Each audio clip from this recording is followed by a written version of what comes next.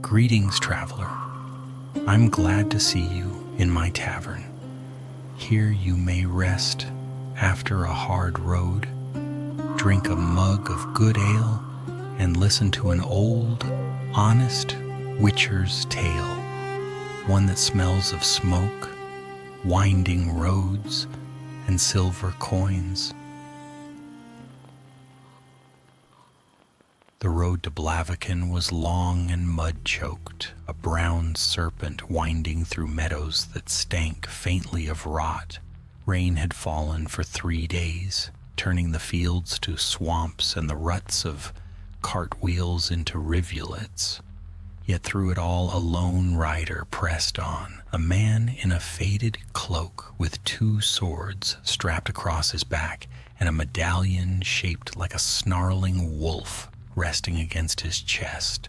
Geralt of Rivia was tired. His horse, Roach, was spattered with mud to the knees, but the mare carried on without complaint, her ears flicking at the buzzing of flies. Behind them, the world was silent, save for the soft squelch of hooves and the whisper of wind through drenched grass.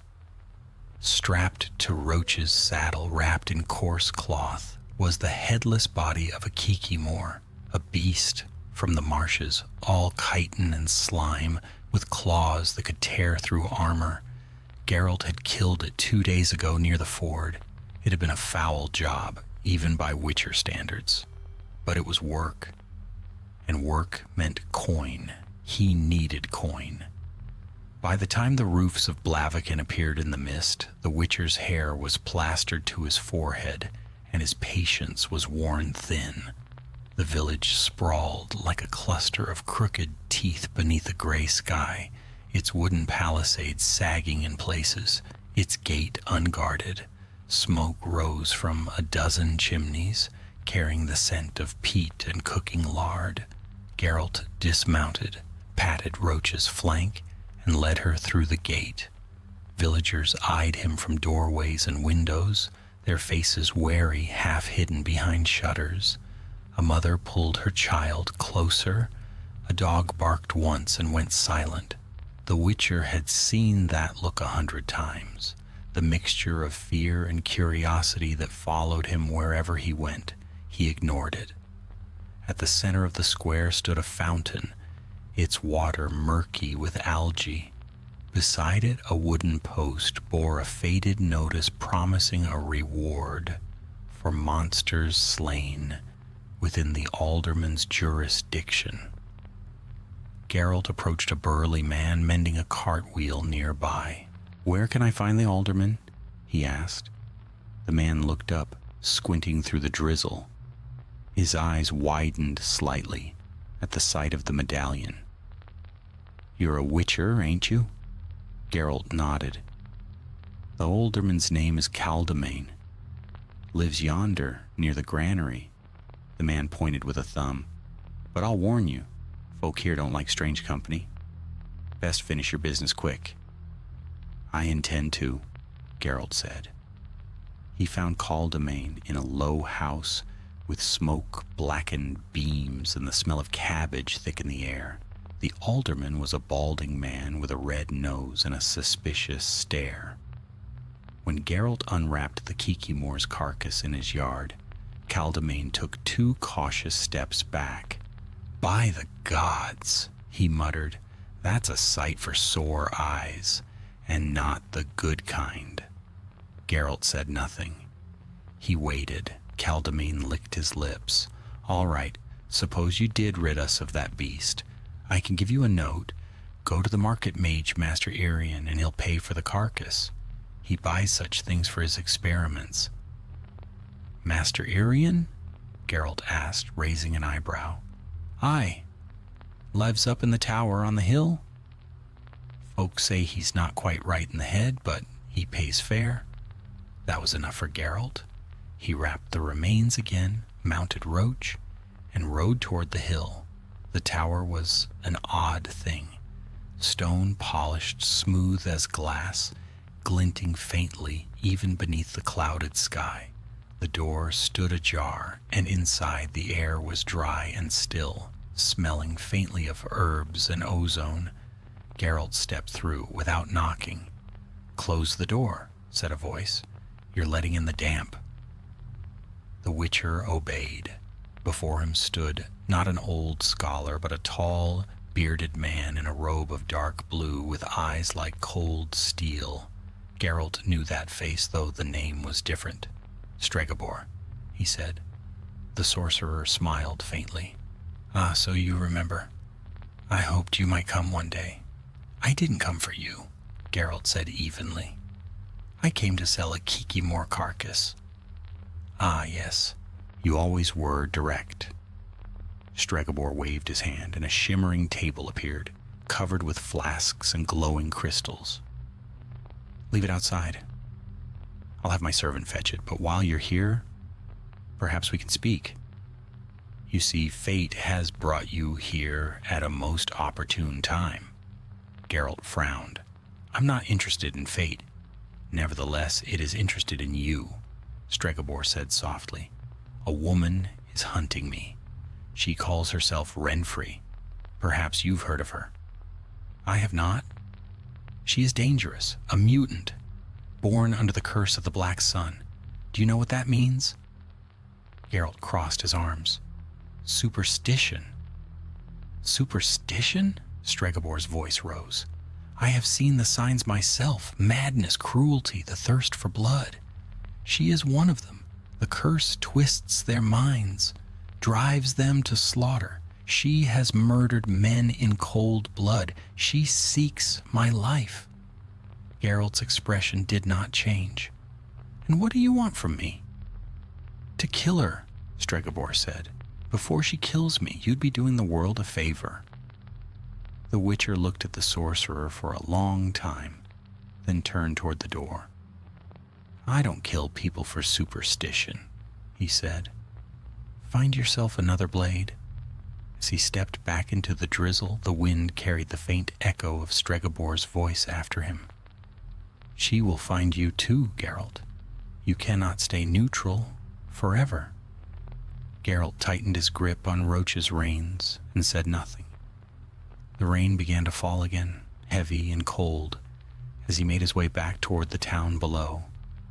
But the words lingered in his mind like the smell of blood after a battle. And somewhere beyond the hills, a woman with pale hair and eyes like frost was already on her way to Blaviken. Night settled over Blaviken like a damp cloak, heavy and close. The rain had thinned to a mist that glimmered faintly in the light of the oil lamps, and the cobbled streets gleamed darkly underfoot. Geralt found a small inn called the Fox and Heron at the edge of the market square, a place that smelled of beer, straw, and unwashed bodies. He paid the innkeeper for a room with a few coins, then led Roach to the stable himself. Inside, the tap room was nearly empty. A few locals sat hunched over mugs, their voices low, their eyes turning toward the Witcher as he entered. It was always the same, a moment of silence followed by a murmur of unease. Witchers did not inspire cheers. They were reminders of things best left unseen, the darkness that lurked just beyond the firelight. Geralt took a seat in a corner facing the door. He ordered food and ale, then waited, listening. The talk around him came in scraps and whispers. "The alderman says it's true. That mage in the tower, he's cursed. And now she's come, the princess with her band of cutthroats." The Witcher's hand stilled on his cup. He did not look up, but his eyes shifted beneath his white hair. He had heard the name earlier, half spoken by Stregobor, Renfrey. Now it surfaced again, slipping from the mouths of frightened villagers who thought the world too small to hold both their fears and their wine. He paid for his meal, then climbed the narrow stairs to his chamber. The bed was hard, the blanket damp, but he had slept in worse places. He sat by the window, sharpening his sword in silence, the steady rasp of steel on whetstone filling the room. It was near midnight when he heard the footsteps, light, measured, stopping outside his door. His hand went to the hilt. Before the knock came, 3 quick taps. "Who is it?" he asked. A woman's voice answered, calm, cool, and edged like a knife. "Someone who prefers talking to fighting. May I come in?" Geralt opened the door. She stood there with the hood of her cloak thrown back, rain glistening in her pale hair. Her eyes were gray as storm clouds, her lips curved in a faint smile that never reached them. Behind her in the shadowed hall, 2 men waited, rough, armed, and restless. "Renfrey," Geralt said quietly. "So he warned you." She stepped inside, uninvited but sure of herself. "Good. That saves us time." The Witcher closed to the door behind her. "Stregobor says you want him dead." Renfrey laughed softly, the sound bitter. "And what does he say of himself? That he's an innocent scholar, hunted by a mad woman. He's a liar, Witcher. A coward who hides behind spells and walls of glass." Geralt said nothing. She paced the room slowly, her cloak brushing the floor. "Once," she said, "I was a princess. You wouldn't know it now looking at me. But I was born in Craden with silk sheets and a nursemaid who told me fairy tales. Then one day, a sorcerer came. Stregobor. He said I was cursed, that the black sun marked me for evil. My stepmother believed him. They tried to have me killed. Do you know what it's like to be hunted before you've even learned to live?" Her voice trembled just once. "I ran. I survived. I learned how to use a blade, how to command men, and now I've come to repay the favor." "You want revenge," Geralt said flatly.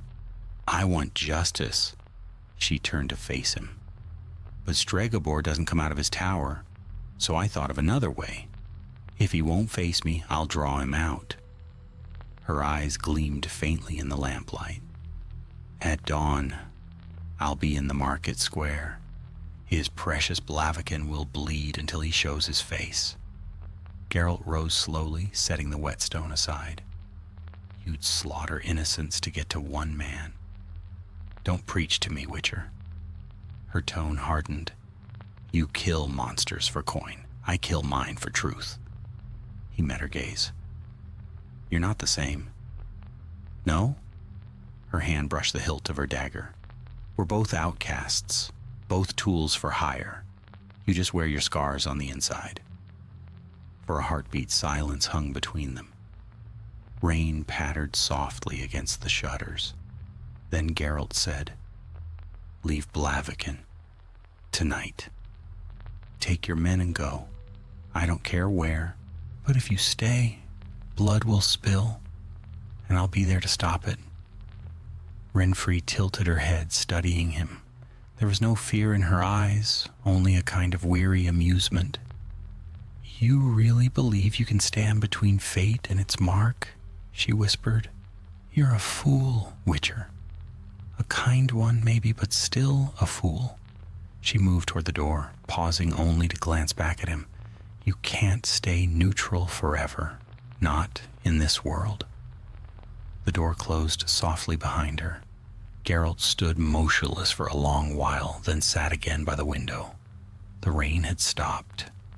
The moon broke through the clouds, casting a pale cold light across the rooftops of Blaviken. In the distance, from the taverns near the market, came the faint echo of drunken laughter. Somewhere beyond, perhaps near the old mill road, he thought he heard horses. He told himself it was the wind. But the wolf medallion at his neck began to tremble, ever so slightly. By dawn the rain had returned, fine as mist. The market square filled with merchants setting up stalls, unaware of what was coming. Geralt moved among them silently, his cloak drawn tight, his eyes scanning faces. He could smell it already. The tension, the metallic promise of violence in the air. Caldemain found him there, anxious and pale. "Witcher, you must speak to the guards. There's talk of armed strangers in town, rough sorts carrying blades. The aldermen fear—" "Too late," Geralt said. His voice was low, calm, but his hand rested near his sword. The first scream came from the east end of the square, then another. The crowd rippled like wheat before a gale, scattering as shadows moved between the stalls. Renfri's men, blades drawn, faces grim. Geralt's medallion buzzed against his chest. He had warned her. Now there would be no more words, only the sharp, final language of steel. The first man to fall was a butcher's apprentice. He had stepped forward with a raised cleaver, shouting something about defending his stall, but the shout turned into a choking gasp as a sword split his chest. Panic spread instantly. The market erupted into chaos. Barrels overturned, fruit rolled underfoot. Women screamed and fled. Geralt moved without hesitation. He unsheathed his steel sword, the blade whispering from its scabbard, gleaming dully beneath the gray morning sky. His medallion pulsed against his chest, a warning drumbeat. He saw Renfri's men fan out through the square, 7 in all, each hardened by the road, their movements quick and practiced. The Witcher advanced. The first one lunged, a thick-set man with a scar down his jaw.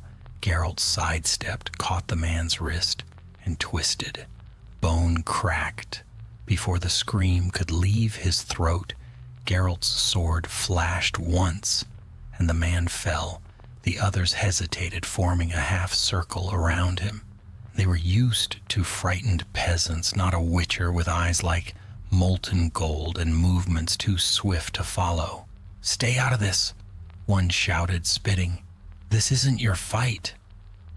Geralt said nothing. He lowered his stance, one boot sliding through the mud. It was over in moments. The Witcher's blade moved like a silver arc through rain and mist, cutting cleanly, never wasted. A man with a crossbow dropped before he could pull the trigger. Another tried to come from behind.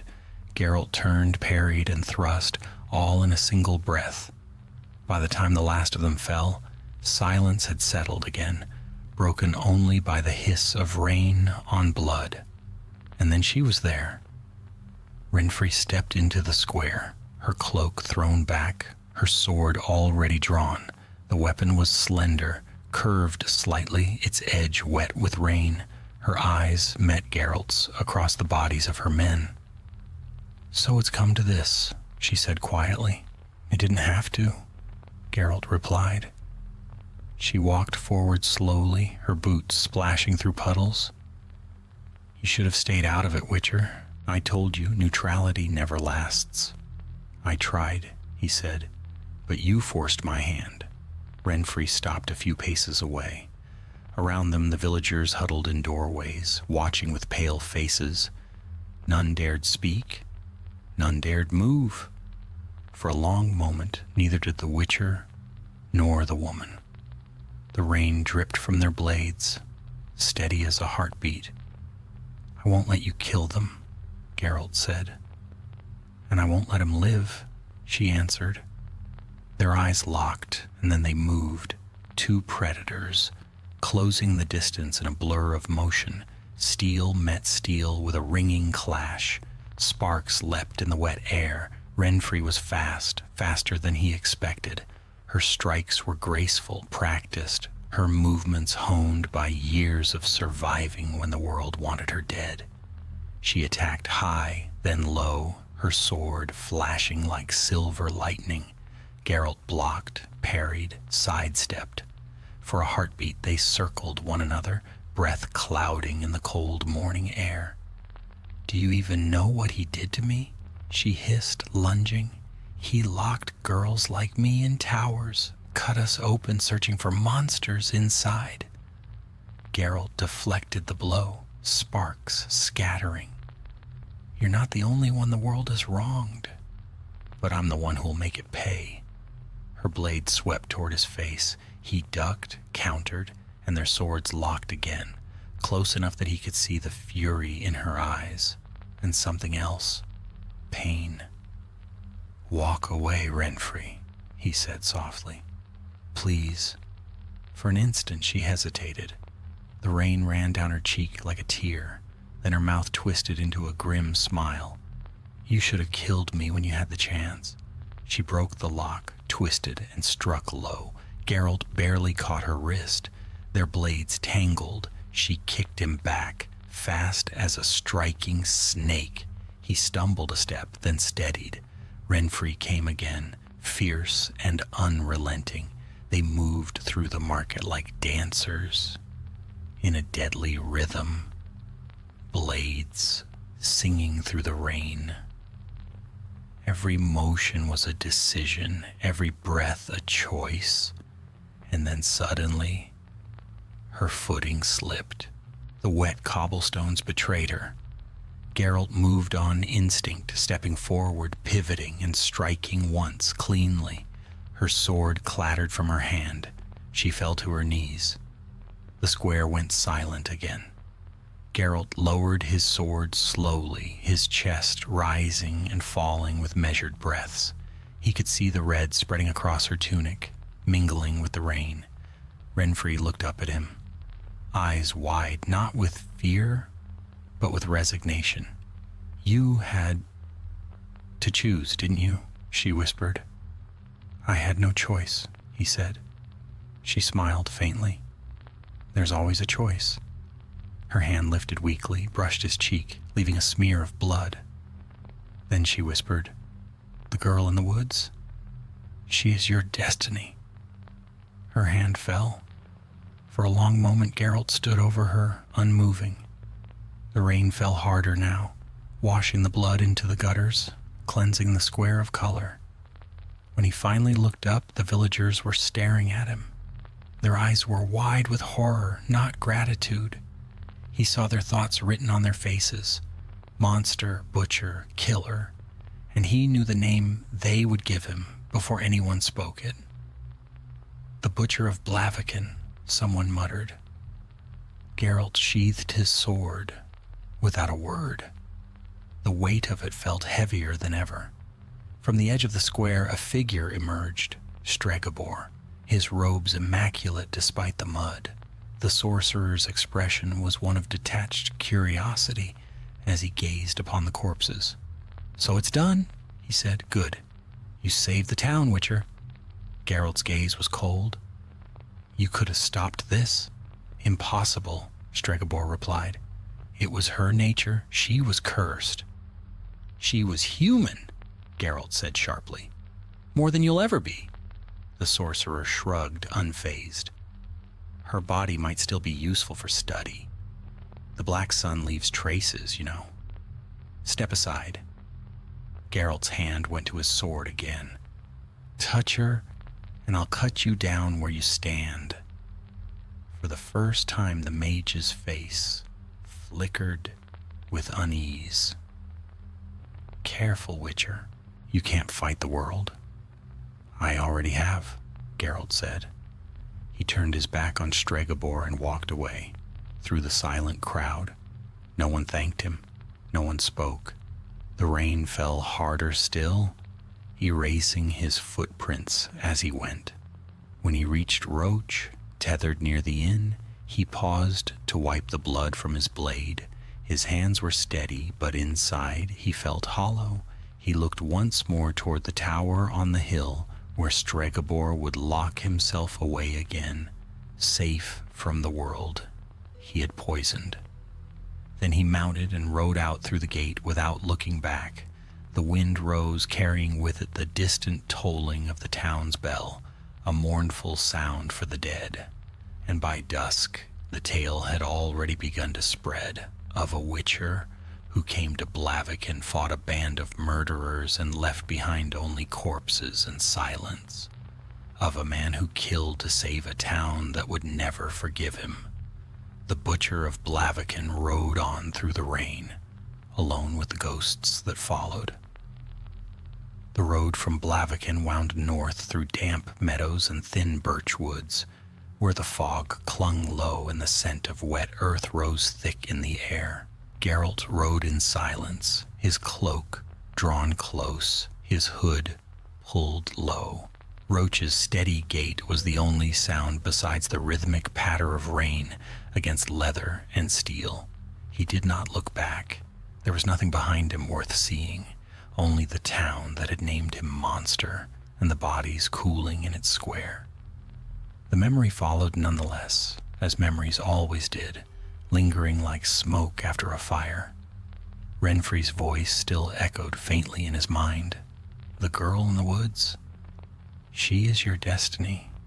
He did not know what it meant, nor did he want to.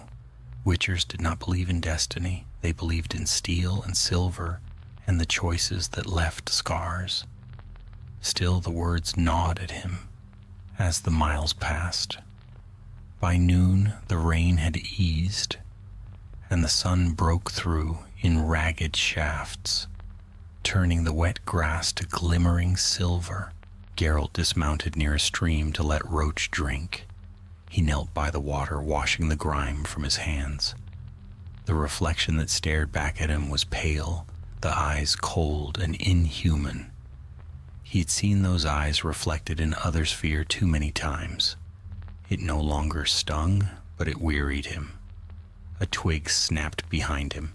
His hand moved to the hilt of his sword, before the sound was followed by a hesitant voice. "Pardon, good sir, are you the Witcher?" Geralt turned slowly. A boy stood a few paces away, no older than 12, barefoot and mud-smeared, holding a bundle of sticks. His eyes were wide with the mixture of awe and dread that only children manage to blend so earnestly. "I am," Geralt said. The boy swallowed hard. "They said you killed a monster in Blaviken. Then you killed people too." Geralt wiped his hands, rose to his full height. "They weren't monsters," he said quietly, "but they would have killed many more if I hadn't stopped them." The boy frowned, trying to understand. "Then why did the alderman call you a butcher?" Geralt did not answer. The boy hesitated, shifting his weight. "There's a creature in the forest yonder. Killed a shepherd last night. The folk are afraid. They said maybe the Witcher would come." Geralt met the boy's gaze for a long moment. "Where?" "Half a league north, near the standing stones." Geralt sighed, sheathed his sword, and mounted Roach once more. "Go home," he said to the boy, "and tell your folk not to wander after sunset." He did not wait for a reply. The boy's voice followed him faintly as he rode away. "Will you kill it, Witcher?" Geralt didn't answer. The forest thickened quickly, swallowing the light. The air grew still and heavy, the kind that pressed against the skin and dulled the sound of hooves. Birds fell silent. His medallion gave a faint tremor. Whatever stalked these woods was close. He dismounted near the standing stones, ancient markers, tall and gray, carved with runes half-eaten by moss. The ground nearby was disturbed, the grass trampled, and a dark stain soaked into the soil. Blood! He crouched, touching it with his fingertips. Fresh. He drew his silver sword. A low growl rippled through the underbrush to his left. He turned just as something lunged from the shadows, a blur of claws and matted fur. It hit hard, knocking him backward. The creature's breath was hot and fetid, its eyes burning yellow. Geralt rolled, swung upward, and his blade found flesh. The beast shrieked, a sound between man and wolf, and staggered back. He saw it clearly now, once human perhaps, but twisted by curse or hunger. A werewolf. It came again, faster this time. Geralt met it head on. The clash was brutal and close. He ducked a swipe that would have torn his throat out, slammed his pommel into its snout, then cut low, severing a tendon. The creature howled, stumbled. He raised his sword for the finishing stroke, then stopped. There was something in its eyes just for a moment, fear, recognition. It tried to speak, a strangled sound that might once have been words. Help me. Geralt hesitated. The curse. There were ways to lift it sometimes. Herbs, moonwort, a priest's ritual, a true name spoken. But that was for those with time, and this creature had none. Its wounds were mortal. He ended it quickly, whispering a brief sign of mercy. When it was done, he cleaned his blade and looked skyward. The clouds had broken apart, and sunlight fell in broken shafts through the branches. Another cursed life ended. Another nameless grave in the dirt. He buried it himself, covering the body with stones from the standing circle. There was no one else who would. As he rode back toward the road, he found the boy waiting by the stream. His face fell when he saw Geralt alone. Was it a monster? He asked softly. Geralt nodded. Once. Not anymore. Will it come back? No. The boy hesitated, then held out a small pouch of coins. The village took a collection, he said. It's not much. Geralt looked at the pouch but did not take it. Keep it. Buy a new flock for the shepherd's widow. The boy blinked in surprise. But don't witchers always take coin? Not always, Geralt said. He nudged Roach forward and rode on. Behind him the boy called out once more. Witcher, what's your name? Geralt didn't turn. It doesn't matter. The road led on, winding through valleys and thin mists, through villages that whispered his name but never welcomed it. Everywhere fear followed like a shadow. Fear of monsters, fear of what was different, fear of the man who hunted both. By the time night fell, Geralt had found a camp beneath a crumbling stone bridge. He built a small fire, enough to warm but not to be seen from afar. As he ate, his thoughts drifted back to Blaviken, to the rain and the sword and the look in Renfri's eyes. You can't stay neutral forever, she had said. Perhaps she was right, but what else could he be? A witcher was not a knight nor a savior. He was the blade between worlds, the one who cut where others could not. The fire crackled softly. Beyond its light, the forest whispered, alive with unseen life. The night was deep and endless, and Geralt listened to it until his eyelids grew heavy. When he slept, he dreamed of Blaviken again, of a woman's voice in the rain, and the faint taste of iron on the air, and far away, beyond mountains and forests, the winds carried her final words, whispering through the trees. The girl in the woods, she is your destiny. Dawn crept pale and cold across the horizon, staining the clouds a faint rose gray. The witcher awoke before the sun broke fully, as he always did, senses roused by the faint chill that precedes daylight. The fire had burned down to embers. A thin wisp of smoke curled into the damp air. He stirred it with a stick, feeding it dry twigs until it flared again, a small pocket of warmth against the vast, indifferent wild. Roach lifted her head from where she dozed nearby, snorting softly. Geralt gave her a brief pat, then rose, stretching the stiffness from his limbs. Another day, another road. He had no destination in mind, only the instinct to keep moving. That was how witchers survived, by never lingering too long in one place, by leaving behind both gratitude and hatred alike before either could take root. The forest thinned as the morning deepened. The road turned stony, rising toward hills where heather and wild gorse grew. A flock of crows circled something ahead, a dark cluster in the grass that caught the Witcher's eye. He spurred Roach closer. What lay there was the wreck of a merchant's wagon, its wheels shattered, crates spilled open like broken ribs, dead horses sprawled beside it, their bellies already torn by scavengers. The smell of rot was heavy, but fresher still was the scent of blood and iron. Geralt dismounted. The signs were clear, an ambush. He crouched beside a blood-stained track leading from the wagon into the scrub. Boot prints, several pairs. The dead merchant still hung half from his seat, a crossbow bolt protruding from his throat. His purse had been cut away, but his rings remained on swollen fingers. Not common brigands, then. Geralt's medallion gave a faint, uneasy tremor. He drew his steel sword. The trail led upward through the rocks to a hollow between two ridges, where the smell of damp stone mingled with something else. Musky, animal, unnatural. The first sign of movement was almost too quick to see. A flicker of shape, then a hiss of displaced air. Geralt spun, deflecting a sudden strike with his sword. Claws raked sparks from the blade.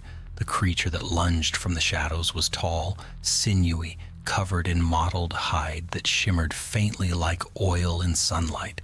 A Neckar, he realized. No, larger, meaner.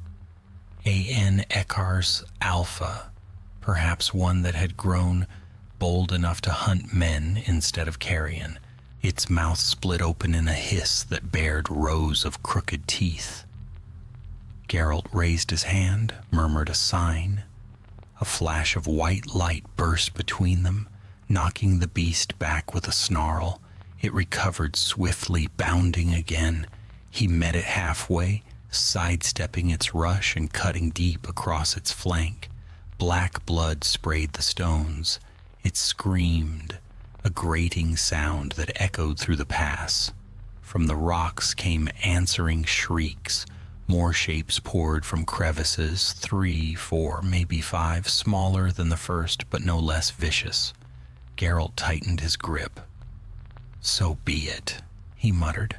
They came at him together. He pivoted, slashing through one that leapt for his throat, then rolled beneath another swipe. His sword sang through the air, silver light flashing with each strike.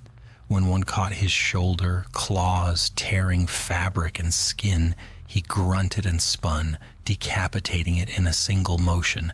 The battle was brief and brutal. When it ended, the hollow stank of blood and burned flesh where one had fallen into his igni flame. Geralt wiped his blade clean on the grass and examined the bodies. Neckars did not attack trade routes without reason. Something had driven them up from the swamps. Hunger or fear. He sheathed his sword and turned back down the path. The wagon was as he had left it, though now a woman stood beside it.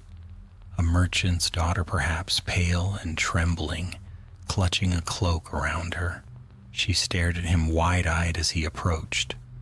You killed them?" she stammered. "Yes," he said simply. She looked past him at the ridge where dark smoke from his igni still drifted. "I thought they were bandits. We tried to fight. My father—" Her voice broke. "I hid when they dragged him off." Geralt nodded. "They weren't men. Beasts twisted by something in these hills." The woman wiped her eyes. "Then they're gone?" "For now," he said. "You should leave before others come." She hesitated, then held out a purse with shaking hands. "Take it. It's all I have left." Geralt studied her face. The fear there was honest, the grief too raw to bear refusal out of pride. He took the purse and tucked it away. "Get to the next village," he said. "Follow the river. Don't stop until you find walls and guards." She nodded, lips pressed tight, and began gathering what little she could from the wreck. Geralt mounted Roach again and turned northward. By midday he reached a crossroads where an old shrine stood, an image of Melitele worn by rain and moss. Offerings lay scattered at its base, flowers, ribbons, a child's wooden toy. Someone had scrawled a plea for protection in charcoal on the stone. He dismounted and added a small silver coin to the pile. Not for himself, witchers prayed to no gods, but for the merchant's daughter, and for those who would follow this same road unguarded. The path beyond led through low hills toward a village he knew of, Colser, a mining settlement where rumor said a monster had been haunting the old shafts. Work meant coin, and coin meant potions, blades, food, life. As he rode, the wind shifted, carrying the scent of rain again. Dark clouds gathered on the horizon.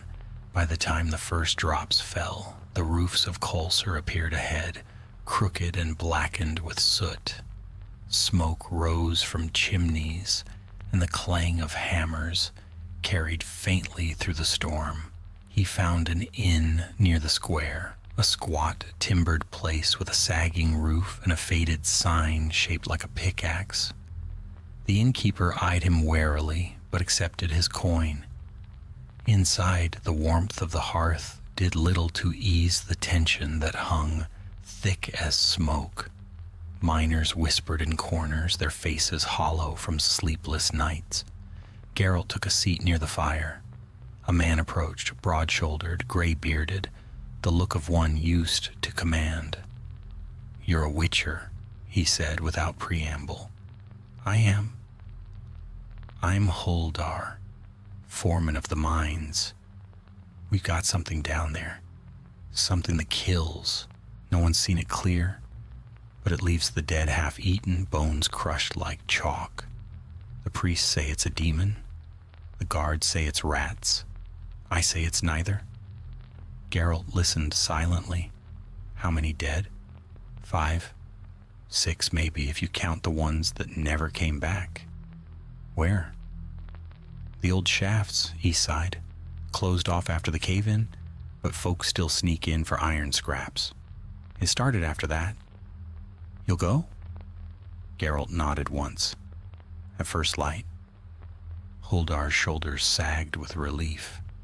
"There'll be coin for it. Honest coin.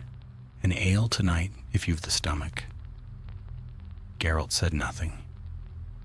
His eyes were on the fire, watching the flames twist and dance. Somewhere beyond the walls, thunder rolled. As the storm gathered strength outside, he leaned back in his chair, letting the noise of the inn fade into the crackle of burning wood. He had no illusions. Whatever waited in those mines would not be easy. But danger was familiar, predictable, clean, unlike the faces of those he left behind in Blaviken. He closed his eyes, the murmurs of the tavern dimming around him, and listened to the rain drumming steady against the roof. Tomorrow he would descend into darkness again. And for a while, perhaps, he could forget the weight of names, butcher, monster, savior, that followed him through every town, through every dream. For now, there was only the sound of the storm, the scent of ash and steel, and the faint hum of his medallion whispering of things yet unseen. The storm had passed by morning, leaving the sky washed clean and the ground soaked dark with rain. Mist clung to the hills above Colser like smoke from a dying fire. The mine lay east of the village, where the land rose in steep ridges of black rock. Geralt stood before the entrance, cloak drawn tight against the chill wind. The wooden supports around the mouth of the tunnel were splintered and sagging, stained with soot and rust. Behind him, Huldar and 2 miners waited, their faces grim. They carried lanterns, though none looked eager to light them. "The last to go in was Jaren," Huldar said quietly. "My best digger. We found his pickaxe near the second shaft, but not him." Geralt crouched to study the mud, Tracks, faint, distorted by the rain, but visible to trained eyes. Deep prints clawed, uneven, not human, not entirely beast either. He rose, tightening the strap of his sword belt. "You'll wait here," he said. Huldar nodded, relief flashing across his features. "If it's down there still, Witcher, you'll drive it out?" Geralt's tone was even. "If it can be driven out." He lit a torch, stepped inside, and the daylight faded behind him like a closing door. The air within was thick with damp earth and the metallic tang of old blood. Water dripped steadily from the ceiling, echoing in the dark. The deeper he went, the colder it grew. His medallion trembled faintly, a whisper of magic somewhere below. The tunnels wound like veins through the rock, half collapsed in places with beams leaning at uneasy angles. He passed the remnants of an old camp, broken lanterns, rusted tools, a torn boot. Then the smell hit him, rot, mixed with something acrid and sour like spoiled alchemy. He found the first body a few steps further on. The man lay sprawled face down in the mud, his limbs bent unnaturally, his flesh pale and puckered. Geralt turned him over with a boot. The throat was crushed, the chest collapsed inward as if by immense pressure. Something very strong had done this. He moved on. The tunnel narrowed, sloping downward toward a faint greenish glow. He doused his torch and drew his silver sword, its surface catching the strange light. The source revealed itself as he entered a cavern, wide and glistening, the walls coated in a slick, resinous substance that pulsed faintly as though alive. He stepped closer, touching it with his gloved hand, then drew back quickly. It was warm. At the center of the cavern lay a pit, shallow but broad. Within it, the remnants of bones, men, beasts, unrecognizable fragments, all fused together by the same resin. A low, rattling hiss broke the silence. From the shadows, something stirred. It crawled into the light with the slow grace of a spider, though its body was like nothing that belonged to nature. Long, segmented limbs, glistening with slime, a torso vaguely humanoid, its head a malformed skull with too many eyes. Geralt felt his medallion vibrate wildly. A Eriopod, he realized. A relic beast, rare and deadly, said to dwell only in the oldest caves. They were born of twisted sorcery, long forgotten, their hunger insatiable. The creature sniffed the air, its mandibles clicking. Then it lunged. Geralt rolled aside, slashing upward. The blade bit deep into one leg, black ichor spurting across the stones. The monster screamed, a piercing wail that set his teeth on edge. It swung a limb like a whip. Geralt barely blocked, sparks flying as the impact jarred his arms. He leapt back, whispered an Igni sign, and a wave of fire burst forth. The flames struck its carapace, flaring bright, but instead of burning, the creature shrieked and retreated into the dark, its body smoking where the resin boiled away. Geralt advanced, cautious, his boots crunching bones underfoot. He could hear it circling, claws scraping the stone. Then from the ceiling it dropped. He twisted, thrusting upward. The blade pierced its abdomen, and the weight of it drove him to one knee. It screamed again, flailing wildly. He slashed free and rolled clear as it crashed to the ground. When it reared up again, its movements were slower. The green glow of its resin flickered, dimming like a dying flame. Geralt lunged, driving his sword deep into the thing's chest. It shuddered once, convulsed, and collapsed. The cavern went still. He waited several breaths, listening, then finally withdrew his blade. Black ichor dripped from the edge. He cleaned it carefully before sheathing it. The pit he saw now was the creature's nest. At its edge lay something half buried in resin, a small metal object glinting faintly.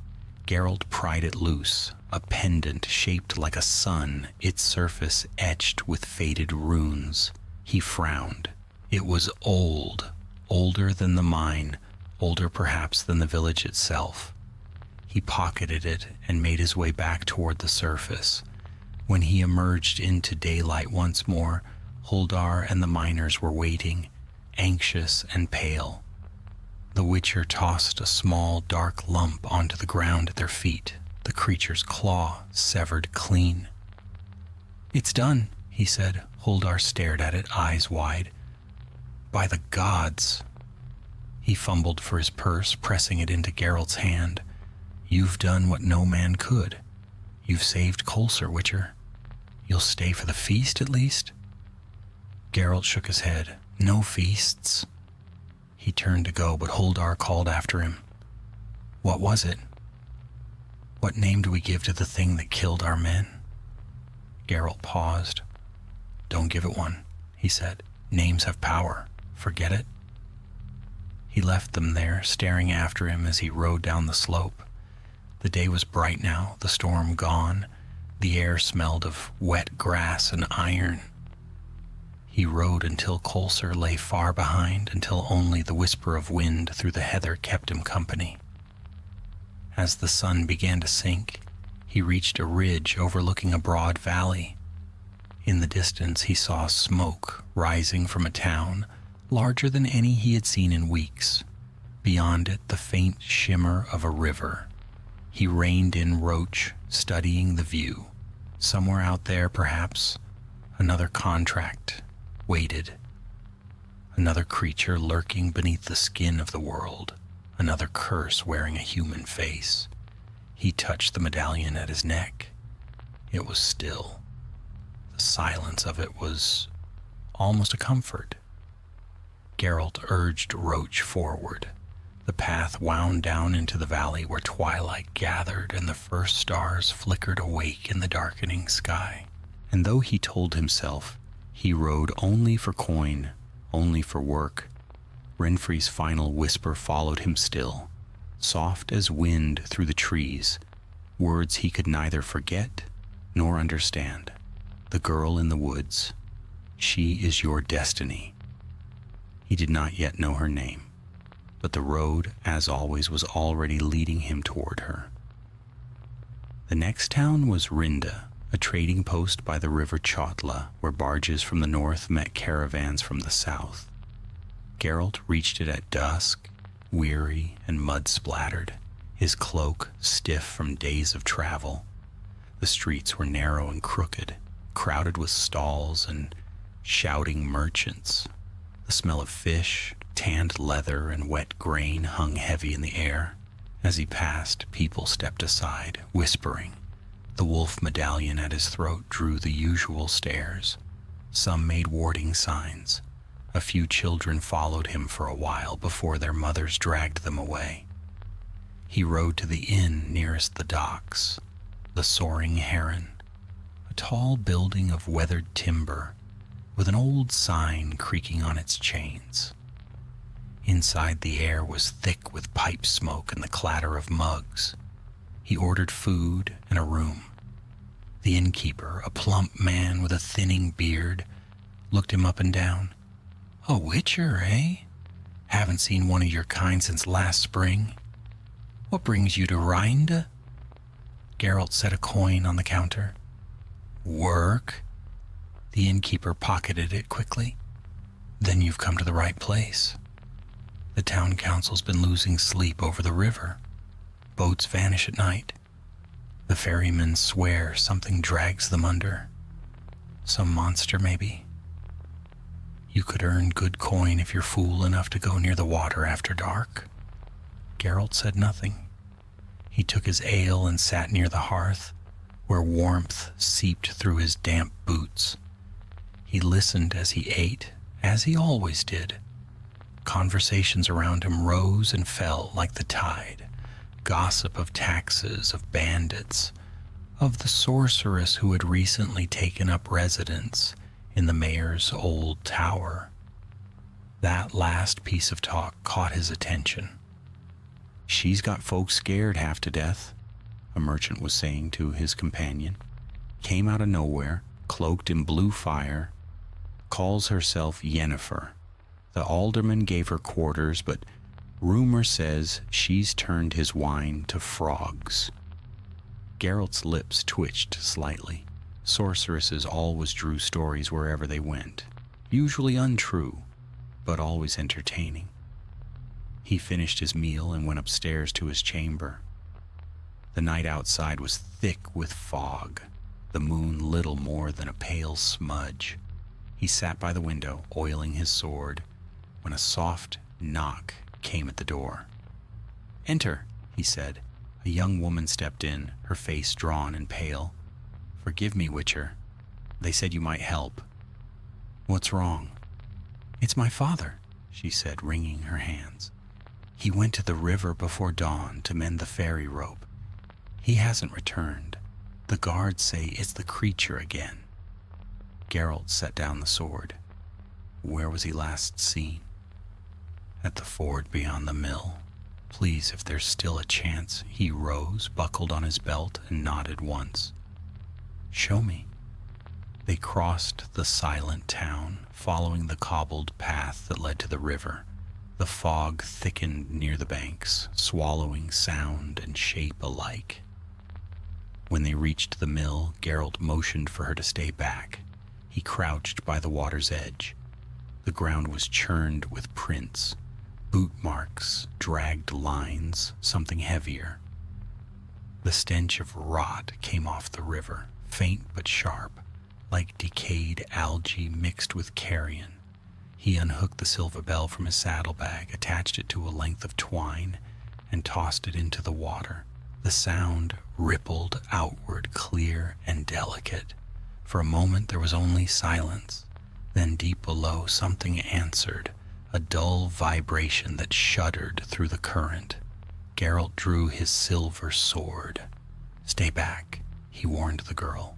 The water erupted. A vast, coiling shape burst from the depths, scales glinting green in the moonlight. A maw opened, ringed with teeth like broken glass. It lunged for him, snapping the bell clean off the line. Geralt rolled aside, slashing as it struck the shore. His blade bit into thick hide, but not deep enough. A drowner, he might have thought at first, but this was larger, more ancient. The body was eel-like, slick and powerful, with vestigial limbs ending in claws. A Vodyanoi, perhaps, one of the elder river fiends the old tales spoke of. It struck again, tail whipping through the air. The impact threw Geralt backward into the mud. He regained his feet, muttered the Irden sign, and a glowing circle flared beneath the creature's bulk. It shrieked, slowed, its movements faltering as the magic took hold. Geralt moved fast, driving his sword into the joint between scales. The beast thrashed violently, sending waves crashing against the bank. He held tight, twisting the blade, feeling the resistance give way with a wet crunch.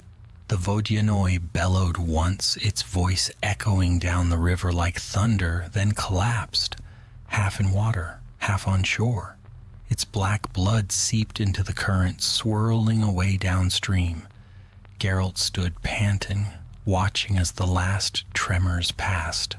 The fog began to lift, revealing the pale shape of the girl's father a few yards away, caught in reeds, his body still. He turned to her silently. She fell to her knees beside the corpse, tears streaking her face. "Thank you," she whispered, voice breaking. "Thank you." Geralt cleaned his sword, sheathed it, and said nothing. There were no words for such moments. By the time he returned to the inn, the sky was paling with dawn. The innkeeper was already awake, wiping the counter. "Heard the bells on the river," he said. "Did you find the cause?" Geralt nodded. It's dead. Then the town owes you more than ale. The man reached for a pouch beneath the bar, but Geralt stopped him. Pay the ferryman's widow, he said. The innkeeper blinked. As you will. Geralt turned toward the door, but before he reached it, a voice behind him spoke, low, melodic, and unmistakably confident.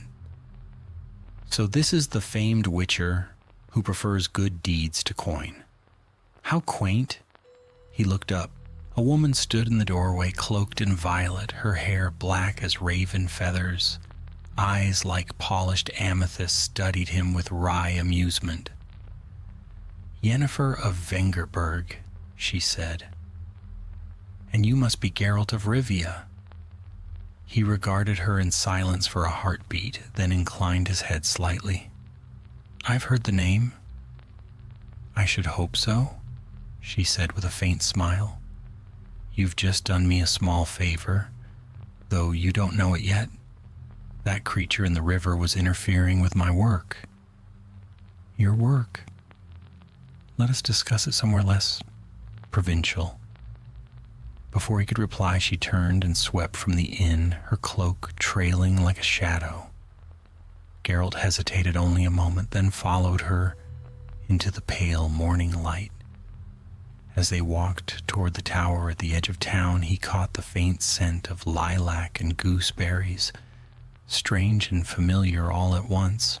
He did not yet know that this meeting would bind his fate as tightly as any curse, or that the words Renfrey had spoken in her final breath would begin at last to take shape.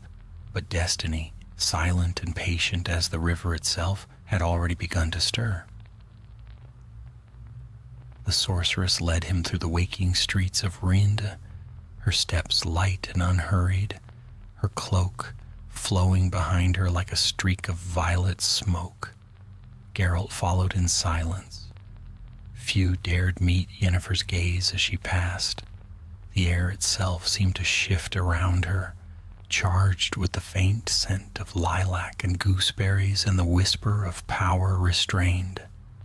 Her tower stood apart from the rest of the town, near the river bank, a relic of old stone, its walls veined with ivy, its windows glimmering with faint light, though the morning was still young.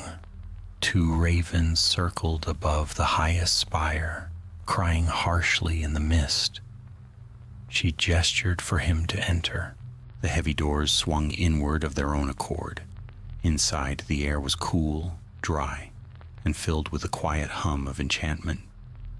Shelves lined the walls, crammed with tomes, vials, dried herbs, and objects whose shapes defied easy description. Yennefer removed her gloves, laying them on a table cluttered with scrolls. Tea? She asked, as though they were old friends sharing a morning's leisure. No, Geralt said. She poured herself a cup anyway, the liquid steaming pale blue in the light. You killed the Vodyanoi, she said. Efficiently, I might add. That beast was drawn to the magic I've been using here. Its death saves me considerable trouble. Geralt crossed his arms. You could have killed it yourself. I could have, she agreed, sipping delicately. But why waste my strength on so trivial a matter when a witcher happens by? Trivial? He echoed. Her smile was faint, amused. You see monsters. I see disturbances, ripples in the fabric of things. The Vodyanoi was not born of chaos, but of proximity. Something beneath this town stirs, something older than any fisherman's tale. And you, Geralt of Rivia, are going to help me find it. He met her gaze unflinching. I don't work for free. Her eyes gleamed with mischief. Who said anything about free? You'll be paid, of course, in coin and perhaps in knowledge. You strike me as a man who values both. He hesitated. Sorceresses never spoke plainly, and Yennefer least of all. Still, curiosity tugged at him. What's beneath Rinde? He asked. She turned, her hair catching the light like strands of midnight. An old convergence, a place where lines of power cross. The elves called it Vethine Mead, the heart of the Vale. Long ago, mages built a sanctuary above it to study its currents. When the conjunction came, they sealed it away, but the seal is weakening. And you intend to open it. She smiled, a curve both dangerous and alluring. I intend to understand it. What happens afterward depends on what we find. Geralt exhaled slowly. You'll need protection down there. That, Witcher, she said, stepping closer, is precisely why you're here. The faint hum of her magic prickled against his skin as she passed him, her shoulder brushing his arm. We leave at dusk, she said. Get your rest. He did not rest. Instead, he spent the afternoon preparing, checking oils, sharpening blades, and mixing a potion for sight and reflexes. The air grew heavier as the sun sank, thick with the scent of river fog. By twilight, when Yennefer emerged from her tower in a cloak, dark as raven wings, the first stars had begun to glimmer above the water. They crossed the river by ferry, the oarsmen silent and pale. On the far bank rose the ruins of an old abbey, its spires broken and half swallowed by vines. Crumbling statues lined the overgrown path. This is the place, Yennefer said softly. Inside, the air was cool and thick with dust. Moonlight streamed through holes in the roof, casting pale shafts across the cracked tiles. At the center of the main hall, a circle of stone marked the entrance to the catacombs below. Yennefer raised her hand, and the runes carved into the circle flared to life, glowing violet. The stones groaned and shifted, revealing a stairway spiraling downward into darkness. After you, Witcher. He descended without a word. The air below was damp and stale, the walls slick with moss. They followed a narrow tunnel until it widened into a cavern vast enough to swallow the entire abbey above. At its center lay a pool of still water, black as obsidian. Around it, fragments of ancient architecture jutted from the rock. Arches, pillars, and broken reliefs etched with runes. Geralt's medallion began to hum. Something's here, he said quietly. Yes, Yennefer murmured, eyes gleaming in the dim light. It waits. The surface of the water rippled, though no wind stirred the air. A faint luminescence bloomed beneath, green and ghostly. Shapes moved within it, shadows that shifted and swirled like smoke. Geralt drew his sword. Be ready. Always. The water erupted. From the depths rose a shape tall and slender, its body made of mist and light, its face hidden beneath a veil of shimmering darkness. It spoke in a voice like the echo of a storm. Who breaks the seal of Vethine Mead? Yennefer stepped forward, her tone calm. One who seeks knowledge. The figure's eyes blazed white. Knowledge has a price. I'm willing to pay it. The figure's gaze turned to Geralt. And you, White Wolf? What would you offer? Geralt did not lower his sword. I offer nothing. I came to keep her alive. A sound like laughter rolled through the cavern. Then you offer what you cannot keep. A fitting trade. Before either could move, the light flared blindingly. The spirit's form twisted, splitting into three spectral shapes that darted forward. Geralt shouted a sign, the air rippling with force, but one slipped through, passing straight through his chest. Cold seized him, sharp as ice in his veins. He staggered, teeth clenched, feeling something foreign clawing at his mind. Yennefer's voice rose behind him, chanting in the elder speech. The chamber trembled. Runes along the walls flared white-hot, then shattered. The specters screamed and dissolved into vapor. The light died. Silence fell, broken only by Geralt's ragged breath. He looked up. Yennefer stood at the edge of the pool, her hands still glowing. Her face was pale, but her eyes burned bright. "It's sealed again," she said softly. "For now." Geralt sheathed his sword. "You said you wanted to understand it." "I did," she said, "and I have." She turned to him, her expression unreadable. "The power here is tied to something beyond our reach, something bound to destiny." "Destiny," he muttered. Yennefer smiled faintly. "You don't believe in it, do you? I believe in the blade I carry and the road beneath my feet. Nothing else." She stepped closer, her gaze meeting his. "Then you'll believe soon enough. The threads have already begun to weave, Witcher. And whether you will it or not, you're caught in them." He held her eyes for a long moment, then turned toward the stairs. "Come, let's leave before your knowledge decides to wake again." She laughed softly, the sound echoing through the ruins. "Pragmatic as ever. I like that." They ascended into the night together, the moon riding high above the shattered abbey. Behind them, deep within the earth, the pool rippled once more, faintly, like a heartbeat. Far away, unseen, another began to echo it, a rhythm of life yet untouched by fate's cruel hand. And though Geralt could not know it, that heartbeat belonged to the girl who would one day change his world. They left the abbey before dawn, their horses silent upon the dew-damp grass. The mist hung heavy over the meadows, muffling the world in gray silence. Geralt rode ahead, his eyes scanning the path, while Yennefer followed close behind, her cloak drawn against the morning chill. Neither spoke for a long time. The night's events still clung to them like the echo of a dream, half real, half memory.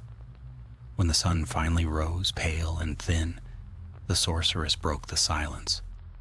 "You felt it too," she said softly. "That presence." Geralt nodded. "It wasn't just a spirit. No, it was something older. Something that's been waiting." She glanced at him, her eyes unreadable. "You were marked by it, you know." He looked at her sharply. "Marked? Don't pretend you didn't feel it. That cold, that pull. It saw you." Geralt's jaw tightened. "It saw us both." Yennefer smiled faintly, though it held no warmth. "Perhaps. But I've been seen by worse." They rode until the mist thinned, revealing the broad sweep of the Shotla River, winding through the valley below. Rinde was already far behind, the tower a dark speck against the horizon. Ahead lay open country and the faint line of another road, one that split toward the mountains in the north. At midday, they stopped beside a cluster of willows near the riverbank. Geralt unsaddled Roach and knelt to fill a flask, the water cool and clear. Yennefer stood at the edge of the bank, staring into the slow current. Her reflection wavered there, pale and sharp. "You're quiet," he said finally. "I'm thinking." "That's dangerous." Her lips curved. "For some, perhaps. For me, it's a necessity." She turned to face him, wind tugging at her hair. "Tell me, Witcher, do you truly believe all this is coincidence? You stumble into Blaviken, meet a cursed princess, spill blood, and now find yourself entangled with a power that speaks of destiny." He met her gaze evenly. "Coincidence or curse, it makes no difference. My path is my own." "Is it?" she asked, tilting her head. "You speak as though your choices matter. Yet every step seems drawn from the same thread. Fate is a patient hunter, Geralt. You can run, but it will follow." He fastened the flask, his expression hard, then let it. They rested until the sun dipped westward.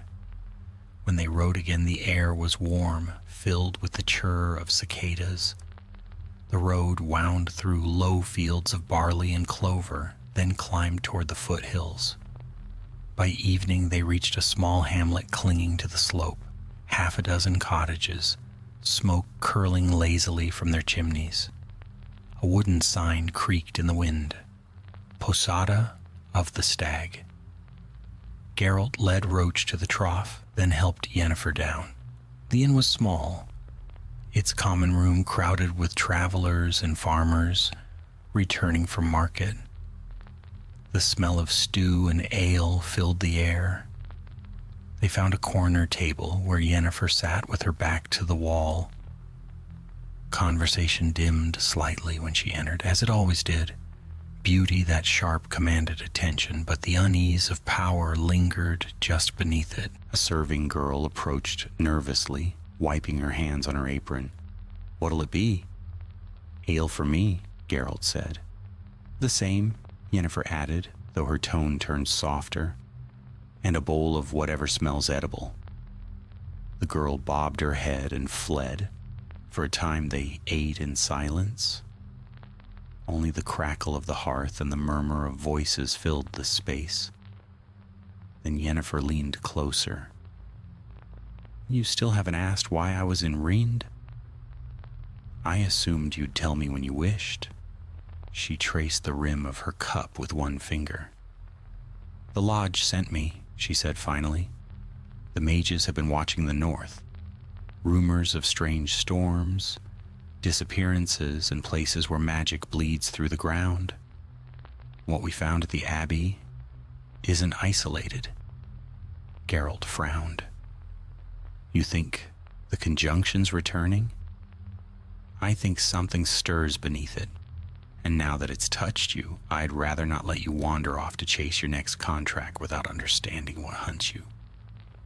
He gave a short laugh. "I've been hunted before." "Not like this," she said quietly. "This isn't a monster that can be killed with silver. This is the kind that waits, that bends the world until it finds you." He studied her for a long moment, the firelight glinting in his yellow eyes. "Then perhaps you should tell me what you know." She hesitated, her gaze distant. "Not tonight. Words have weight, and we are already heavy with too many. Tomorrow, when the road is clear, I'll show you." Geralt leaned back. "And what do you expect me to do then?" "What you always do," she said. "Survive?" The serving girl returned with fresh ale. Yennefer took a long drink, then rose. "I'll take the chamber upstairs. You can sleep near the stables if you prefer the company of beasts." "Charming," Geralt muttered, but she was already walking away, her cloak trailing behind her like smoke. He remained a while longer, listening to the low murmur of the room. Outside, thunder rumbled faintly in the distance, though the sky beyond the windows was clear.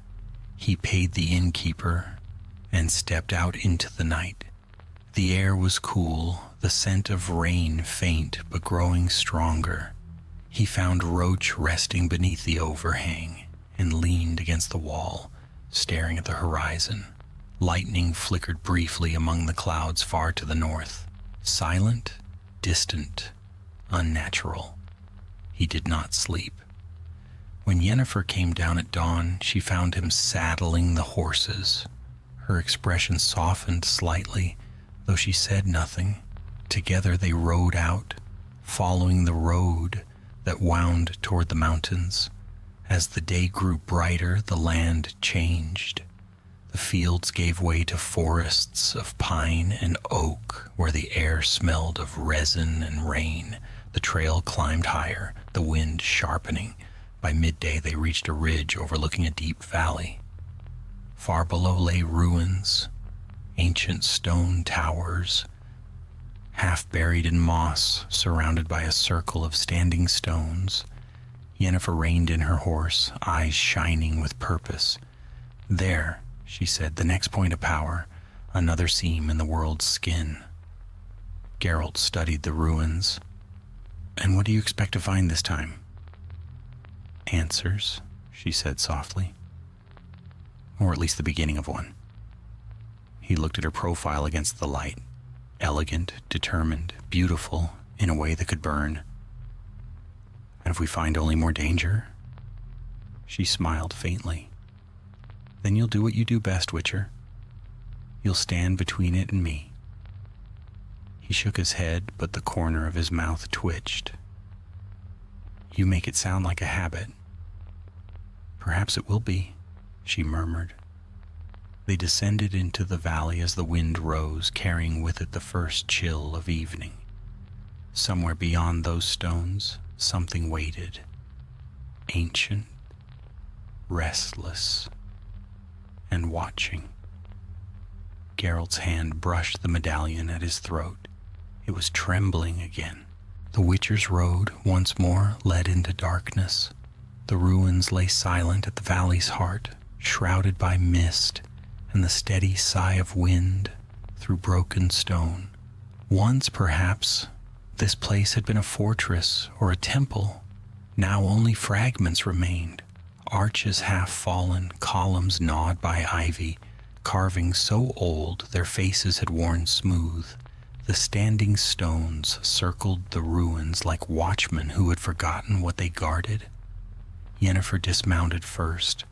Her boots sank slightly into the damp earth as she approached the outer ring. Geralt followed, his eyes sweeping the shadows for movement. The medallion at his throat pulsed faintly. This is it, she said, the second vein of power. He crouched near one of the stones, tracing the faint runes etched into its surface. Old, elven, maybe older. There's residue, something left behind after a binding. Correct, Yennefer murmured. She raised her hands, her voice shifting to the lyrical cadence of elder speech.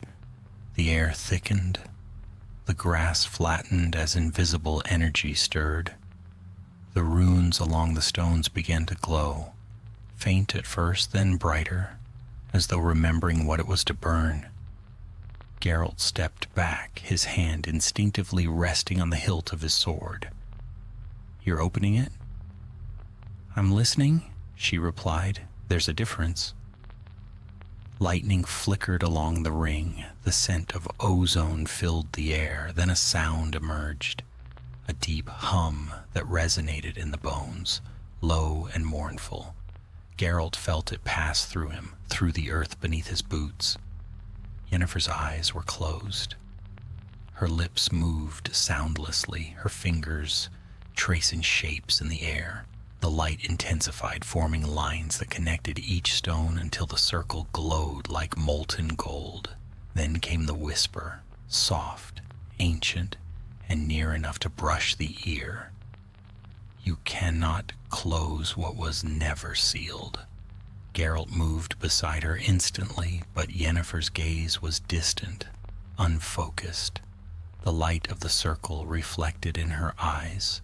It's speaking, she said, her voice strained. It knows me. It knows you.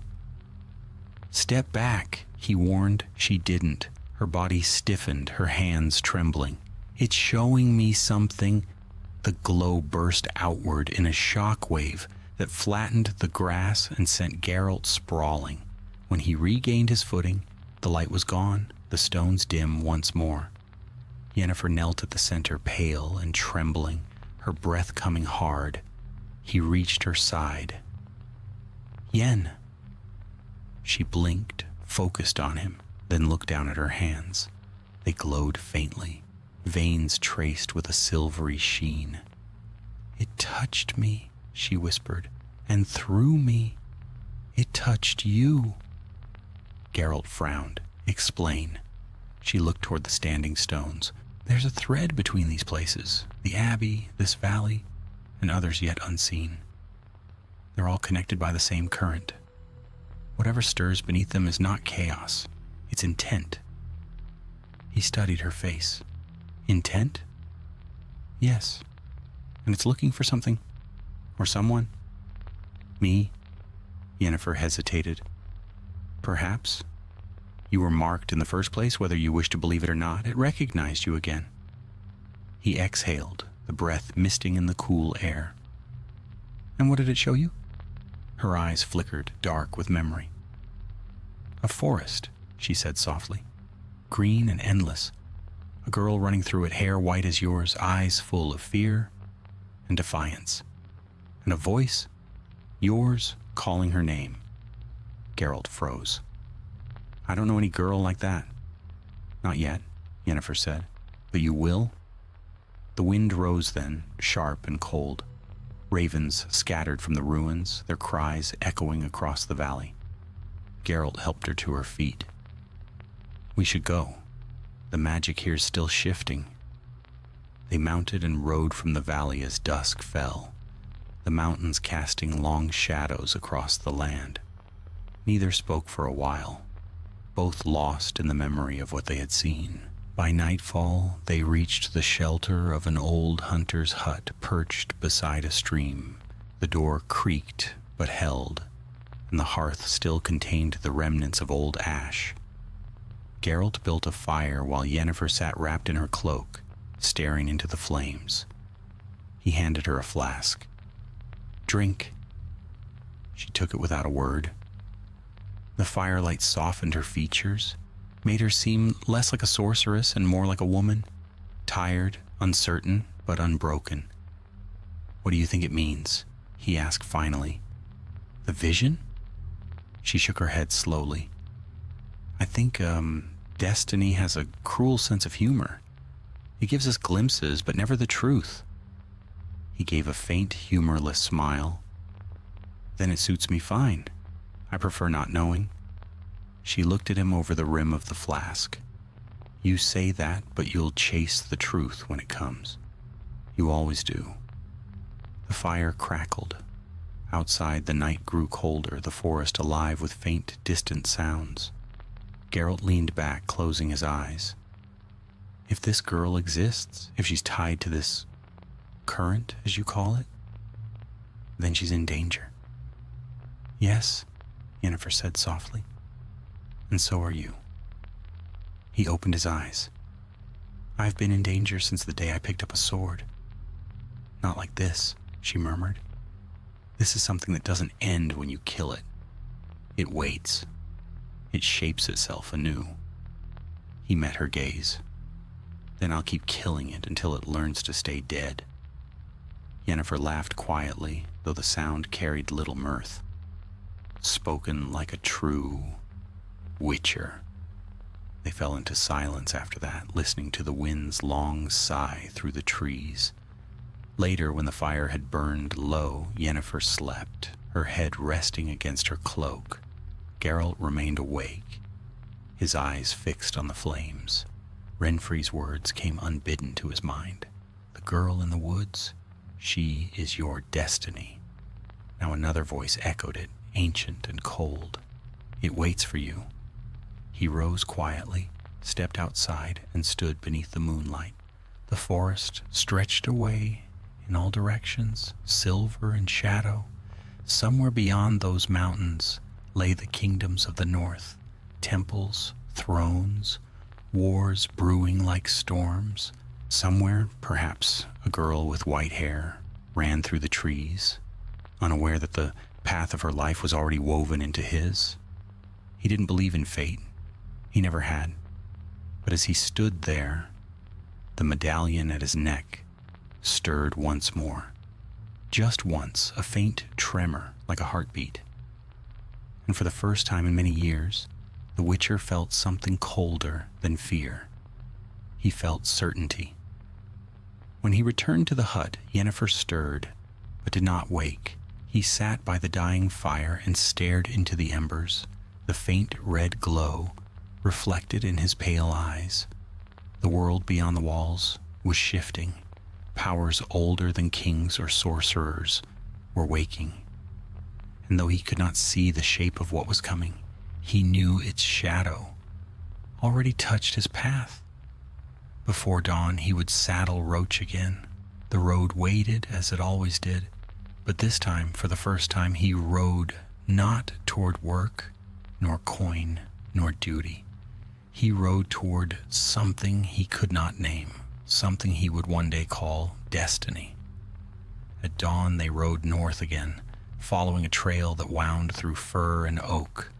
The air was cold and damp, laced with the scent of pine and smoke from distant hearths. Geralt rode ahead in silence, his thoughts heavy. Behind him, Yennefer's mare kept an even pace, her hooves thudding softly on the moss-covered earth. They had spoken little since leaving the hunter's hut. The world felt vast and strangely quiet, as though holding its breath. The road led them deeper into the foothills, where cliffs rose like walls of gray stone, and waterfalls spilled down their faces in ribbons of white. By midday they reached a crossroads where an old shrine stood half buried in ivy. Its weathered figure, Melitele perhaps, or some forgotten forest spirit, watched them with an expression worn smooth by centuries of rain.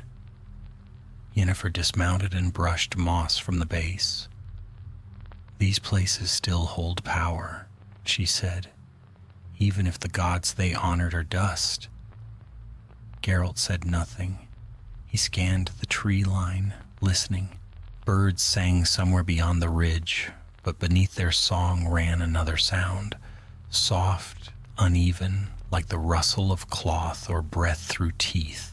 He raised a hand, signaling for silence. The wind shifted, bringing with it the smell of rot.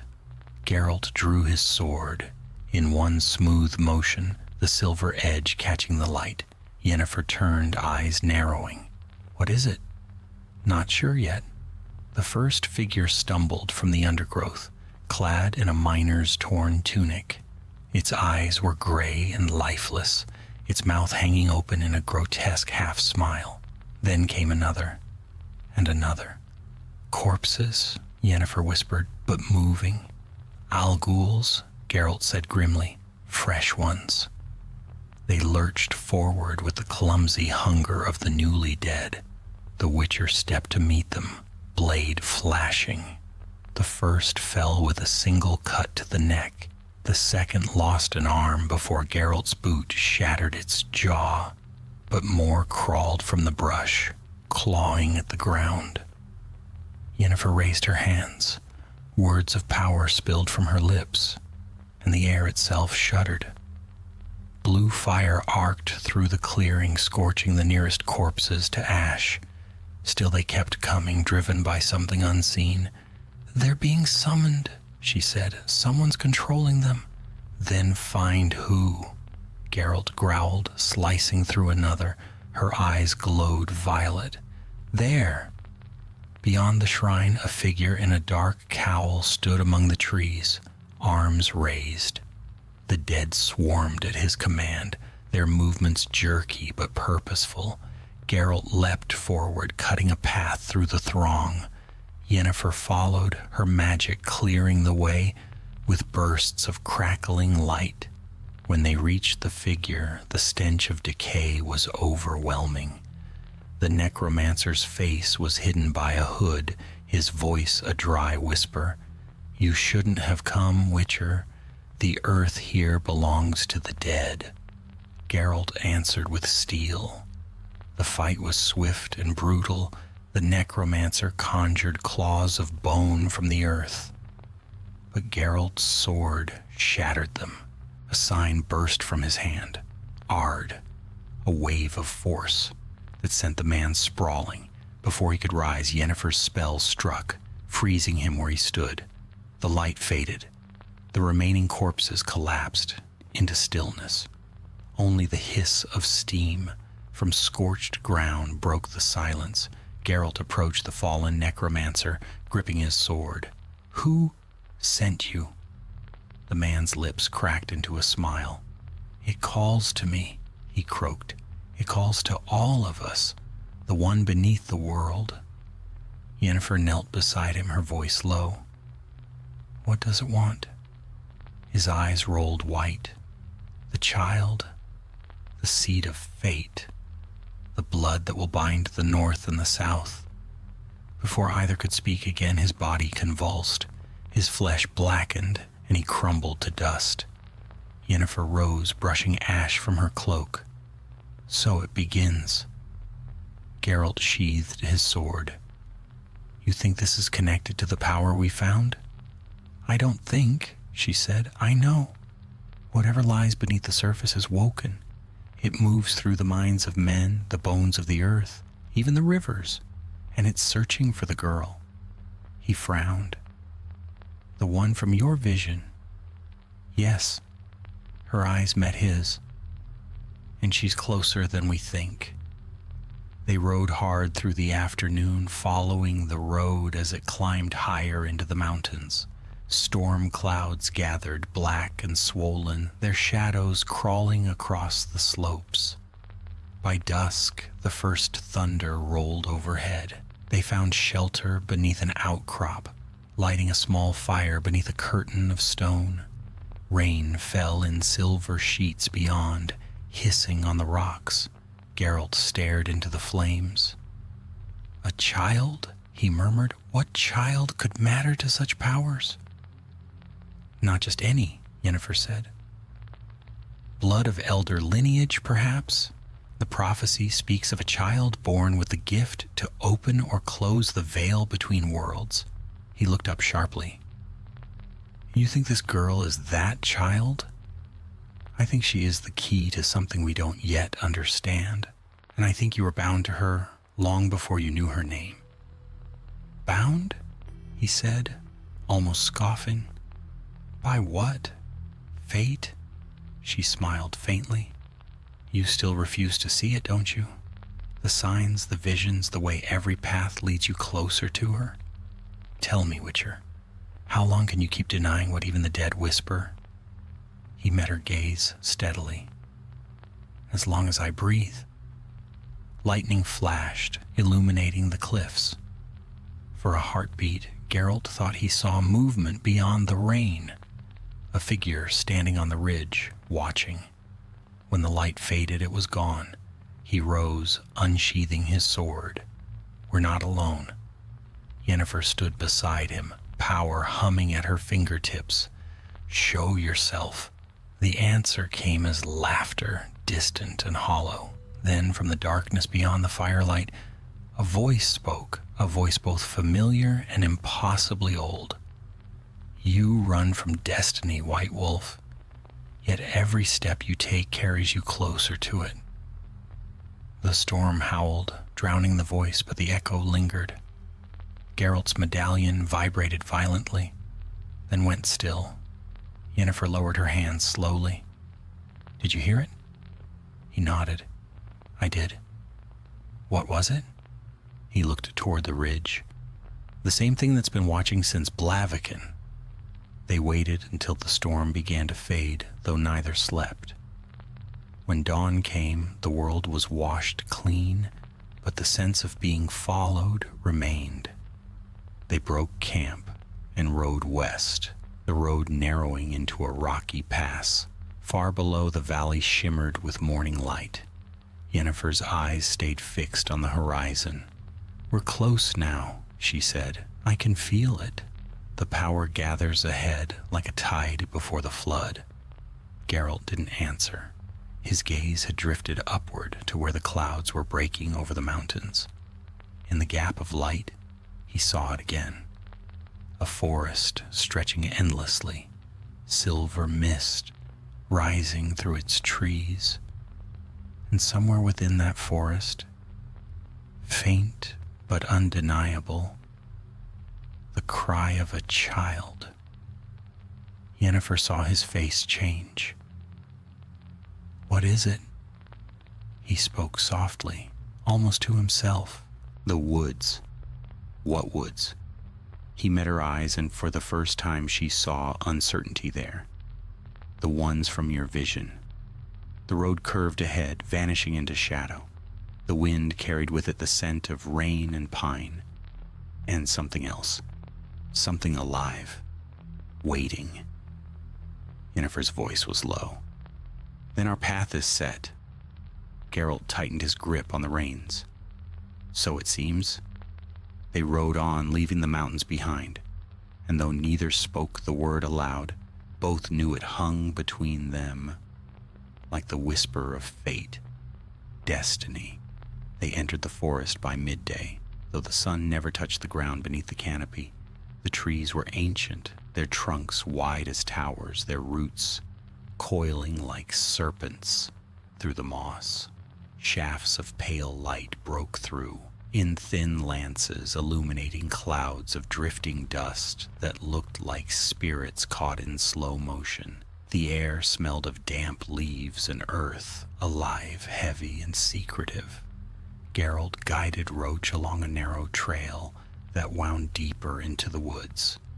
Yennefer rode behind him, her gaze sharp, her hand resting on the reins but never far from her magic. The medallion on Geralt's chest trembled constantly now, a low, steady hum that warned of power nearby. "This is no ordinary forest," Yennefer murmured.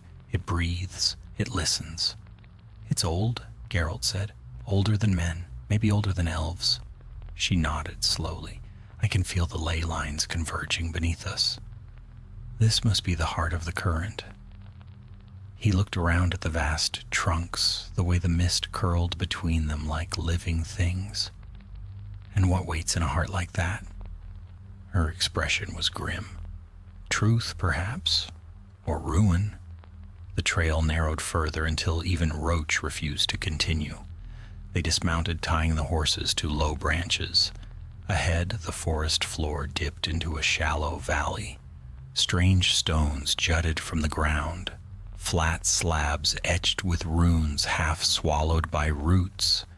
Between them ran a faint stream that glittered like liquid glass. Geralt knelt by the water, touching it with his gloved hand. "It's cold," he said. "Colder than it should be." "Not water," Yennefer said softly. "Essence." He frowned. "Essence of what?" "Of power, of memory. The forest remembers what the world forgets." Before he could reply, the air shifted. A low murmur rolled through the trees, like wind, but slower, heavier. The leaves rustled, though no breeze stirred them. Then from the mist came the sound of laughter, high, childlike, echoing. Geralt rose, drawing his sword. "We're not alone." The laughter came again, closer this time. A shadow flickered between the trees, small, quick. He caught only a glimpse, a figure darting behind the stones, pale hair flashing like silver thread. "Yen," he said quietly, "stay close." They moved toward the stones, each step deliberate. The mist thickened, swirling around their ankles. Then the shadow stopped, standing in the open. It was a girl, no older than 12, barefoot, wearing a torn cloak that looked too big for her. Her hair was white as frost, her eyes bright green. She stared at them without fear. Yennefer's breath caught. "Geralt." He lowered his sword slightly. "Who are you?" he asked. The girl tilted her head. "You came," she said. Her voice was soft but carried strangely, as though the trees themselves echoed it. "Who are you?" he repeated. "They call me Cirilla," she said. "But you already know that, don't you?" Yennefer took a step forward. "Ciri," she whispered. "The girl in the vision." Geralt's heart hammered once, hard. "You shouldn't be here," he said. Ciri frowned, as if puzzled. "Where else should I be? The forest brought me." The ground trembled faintly beneath them. The light dimmed, shadows lengthening. Geralt felt the hum of his medallion rise to a violent vibration. "Yen," he said, "something's wrong." Yennefer's eyes were on the girl. "No, something's awakening." The mist churned, rising in coils around Ciri. The runes on the stones flared white, then crimson. A voice rolled through the air, vast and ancient. "The child of elder blood, the seed that shall burst into flame." Geralt stepped forward. "Stop!" But the forest itself seemed to answer. Vines erupted from the ground, coiling around his boots, dragging him back. Yennefer raised her hands, chanting, her magic cutting through the air in violet arcs. The vines burned away, but more followed, writhing like serpents. Ciri stood unmoving, eyes wide, as though caught between waking and dream. The voice spoke again. The white wolf and the child of destiny, bound by blood, by sorrow, by choice unmade. The runes blazed brighter. Yennefer cried out, her magic flaring in a sphere of light that forced the mist to recoil. She reached for the girl, grabbing her hand. "Geralt, help me!" He tore free of the vines and lunged forward, seizing Ciri's other hand. The instant their skin touched, the world dissolved into light. He saw flashes.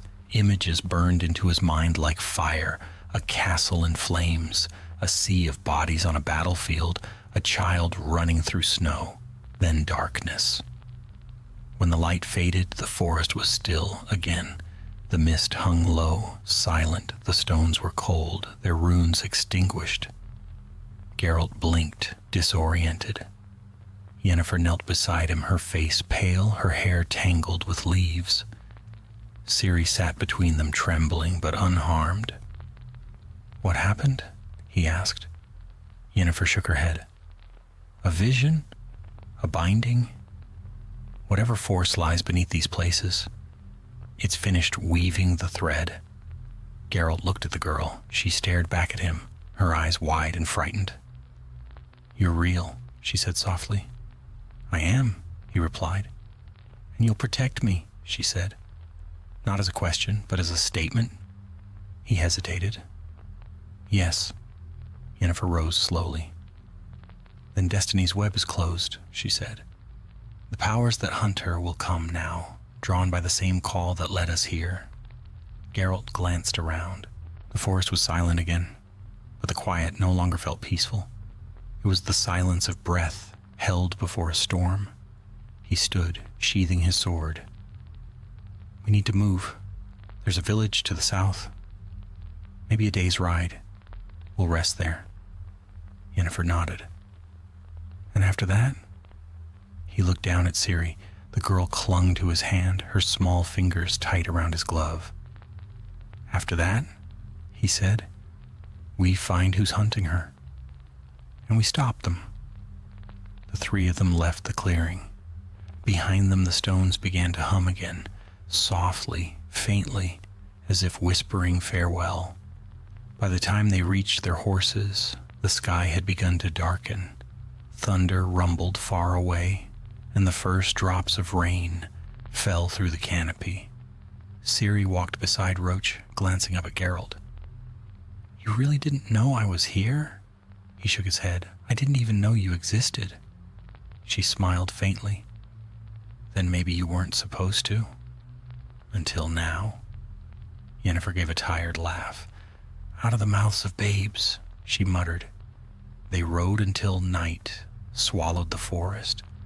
When they finally stopped to make camp beneath an old oak, Geralt tended the fire, while Yennefer dried their cloaks with a flick of her fingers. Ciri watched them both, eyes reflecting the flames. "Is it always like this?" she asked. Geralt looked up. "Like what?" "Danger, magic, monsters." He considered, then nodded once. "Usually." She smiled, small but real. "Good. I'd be bored otherwise." Yennefer raised an eyebrow. "You'll learn not to wish for excitement, child." The girl only shrugged. "Maybe, but I think I was born for it." Geralt stared into the flames. For the first time in what felt like years, he allowed himself to breathe. The road ahead would be long, filled with danger, betrayal, and blood. He knew that. But as he watched Ciri, saw the spark of fierce life in her gaze, he understood what Renfri's dying words had meant. The girl in the woods was no longer a vision, no longer a whisper of fate. She was here, alive, real, and his to protect. And for the first time, the white wolf felt the weight of destiny not as a curse, but as a promise. Dawn came slow and silver through the dripping forest, spreading across the camp like a sigh. The rain had passed, leaving everything damp and fragrant with pine. Smoke from the dying fire drifted upward in thin threads, curling around the roots of the great oak that sheltered them. Geralt stirred first, as always. He rose without sound, checked Roach's tack, and scanned the trees with a habit born of long roads and too many ambushes. The forest was quiet, but the silence was not the same as peace. It was the breath held before the next turn of fate. Yennefer sat beside the embers, cloak drawn close, her black hair tangled and still faintly glimmering from the night's mist. Her violet eyes followed Geralt as he moved. "You've been awake for hours," she said softly. He shrugged. "Couldn't sleep." "You mean you wouldn't?" He didn't answer. He crouched, throwing another branch onto the coals. Flames flared briefly, painting his scarred face in gold and shadow. Ciri stirred beneath her blanket. She blinked, yawned, and rubbed her eyes. "It's morning already?" "Time to move," Geralt said. Yennefer stretched, her joints cracking softly. "The road to the south will take us to Riverdell. There's a keep there where I can contact the lodge. If they've heard whispers of this presence, we'll know." Geralt glanced at her. "And if they haven't?" "Then we ride further. North, perhaps. Destiny doesn't sit still after all." Ciri frowned. "Why do you both keep saying that word like it's a curse?" Geralt turned toward her. "Because it is." Yennefer's mouth curved in a knowing smile. "And yet it keeps finding us, doesn't it?" They broke camp as the first rays of sunlight pierced the mist. The horses snorted, impatient. Ciri clambered onto a small bay mare Yennefer had summoned the night before with a word and a trace of magic. A creature born from mist and moonlight, solid enough to ride, but with eyes like clear water. They rode single file along the forest trail, the damp air full of bird song. For a time, it almost felt ordinary. 3 travelers on an endless road. But beneath the calm, each carried their own weight of thoughts. Yennefer's gaze kept flicking towards Ciri, curiosity and unease mingling in her eyes.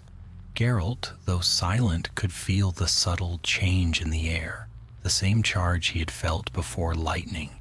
Around midday they reached a clearing where the forest thinned, revealing rolling meadows stretched toward the horizon. The sky above them was a pale wash of blue, the clouds soft and heavy with the promise of rain yet again. Ciri rode up beside Geralt, her hair catching the light. "Do you think the forest is alive?" she asked. "Yes," he said. "Everything that endures this long learns how to live." She smiled faintly. "It spoke to me last night, in my dream." Yennefer's attention sharpened instantly. "What did it say?" Ciri hesitated. "It didn't speak in words, it showed me things. A city of white stone burning, a mountain split in 2, and a sword made of light." Yennefer exchanged a glance with Geralt. "Prophetic imagery," she said under her breath. "Classic signs of latent elder power." Geralt grunted. "She's a child, Yen. Dreams are dreams." "Not always," Yennefer said quietly. "Not when the blood remembers." Ciri rode between them, glancing from one to the other. "You think I'm strange?" Geralt shook his head. "Different doesn't mean strange. It just means the world hasn't decided what to make of you yet." Yennefer's smile returned, faint but genuine. Spoken like someone who knows the feeling well. The road wound down into a wide valley. As they descended, the air grew warmer, the wind carrying the scent of rain-soaked earth and wild flowers. Ahead, on a distant rise, stood the faint outline of a keep. Riverdale, gray against the horizon. They reached it by dusk. The keep was small, a remnant of older wars, its walls scarred but sturdy. The gates stood open, guarded by two men in chainmail who stared at the travelers with the wary curiosity reserved for strangers in strange times. Yennefer dismounted gracefully. "Tell your Castellan that Yennefer of Vengerberg seeks counsel," she said. The guards exchanged a look, then hurried to obey. Within minutes they were escorted through the courtyard and into a hall lit by tall candelabras. At its center waited a woman in a deep green gown, her hair the color of honey and her expression keen as a blade. "Tisaya sends her regards," the woman said coolly. "We've been expecting you." Yennefer inclined her head slightly. "Then you know why I've come." The woman's eyes flicked to Ciri, then to Geralt. "And you've brought company, unexpected company." Geralt met her stare without flinching.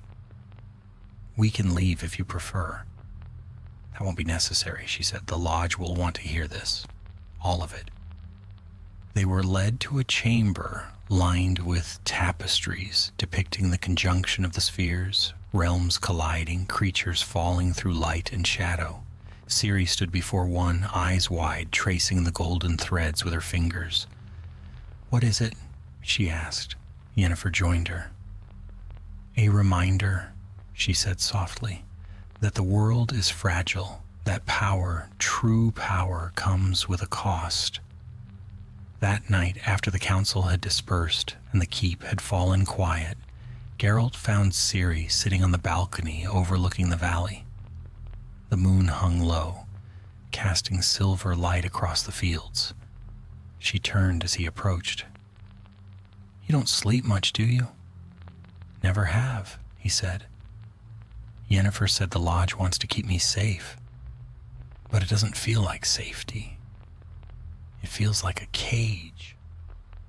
Geralt leaned against the railing beside her. "They see what you might become, not who you are. That's what frightens them. And you? Are you frightened?" He looked out over the valley. "I've fought things older than kingdoms, darker than night. But what scares me most is what I can't protect." Ciri was quiet for a long time. Then she said, "I think the forest chose you." He smiled faintly. "That's one way to look at it." "No," she insisted. "It's true. When I saw you in my dream, I knew you'd find me. You always would." Geralt turned toward her, but before he could answer, a sudden gust swept across the balcony. The candles flickered. The medallion at his throat trembled once, hard. From somewhere deep below the keep came a sound, low, drawn out, like the groan of shifting stone. Yennefer appeared in the doorway, her hair unbound, her eyes bright with alarm. "It's begun," she said. Geralt straightened. "What?" "The currents, the lines of power, they're converging again. Whatever's stirring beneath the world, it's moving faster now." Ciri stood between them, the wind lifting her hair. "Then we have to stop it." Geralt looked at her, at the fierce light already burning behind her eyes, and for a moment he saw not a frightened child, but the woman she might one day become. He drew his cloak tighter. "Then we ride at first light." Yennefer nodded. "To where?" He looked out across the dark horizon where clouds gathered like mountains. "To wherever destiny leads next." Thunder rolled in the distance, echoing through the valley. Far below, the river gleamed like silver fire, and beyond it, somewhere unseen, the forest stirred once more. The Witcher, the sorceress, and the child of elder blood stood together on the brink of dawn, three souls bound by chance or by something far older. The world was changing again, and in its heart, destiny waited, patient.